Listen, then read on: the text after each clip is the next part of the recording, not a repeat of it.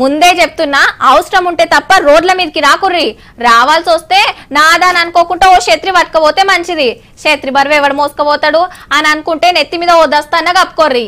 బిందెలు బొందెలు పక్కకు పెట్టి ఇక కుండలలో నీళ్ళు అలవాటు చేసుకోర్రి. నిమ్మకాయ షర్బత్ తాగితే పేయికి ఇంకా మంచిది. ఇక సల్లబొట్టు తాగిరనుకో సలువ.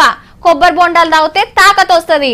వామ్మో వామ్మో, డాక్టర్ అమ్మ లెక్క ఎండాకాలం సలాలు ఇస్తుందేంది అని అనుకుంటుర్రా? చెప్పాలి మరి. బయట ఎట్లునే మరి ఎండలు. ఓ గంట సేపు తిరిగినరా అంటే బేవోస్లు అయిపోతారా? ఓరి దేవుడో, ఏం ఎండలివి! రోహిణి కార్తె రాకముందే రోకలు వలిగేటట్టు కొడుతున్నాయి. 8 కొట్టక ముందే సూరన్న బగ్గున మండుతున్నాడు నెత్తి మీద. ఇక పగటిలి పూట అయితే ఇంట్లోకెళ్ళి కాలు బయట పెట్టిన వాళ్ళకి తెలుస్తుందా మంట. నెత్తి మీద నిప్పుల తట్ట పెట్టుకొని తిరిగినట్టే ఉన్నది. ఆఖరికి చెప్పులు కూడా కాలుతున్నాయంటే ఏ తీర్ల ఎండలు దంచుతున్నాయో చూడుండ్రిగా. ఎండలకు ఎటు ఓషపడక జనాలు తల్లడం మల్లడం అవుతుండ్రు. ఎండలు చేపట్టుకే చెరుకు రసం, పండ్ల రసాలు, నిమ్మకాయ షర్బత్లకు మస్తు గిరాకీ పెరిగింది.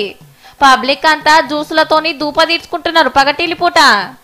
ఏహే, గివితో దూప తీర్తాది అనుకునేటోళ్ళు మందు షాపుల మీదే పడ్డరు. బీర్లు బీర్లు అని గలవరిస్తుండ్రు.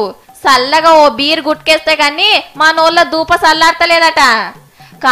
కాటన్లు కొనుక్కపోతున్నారట.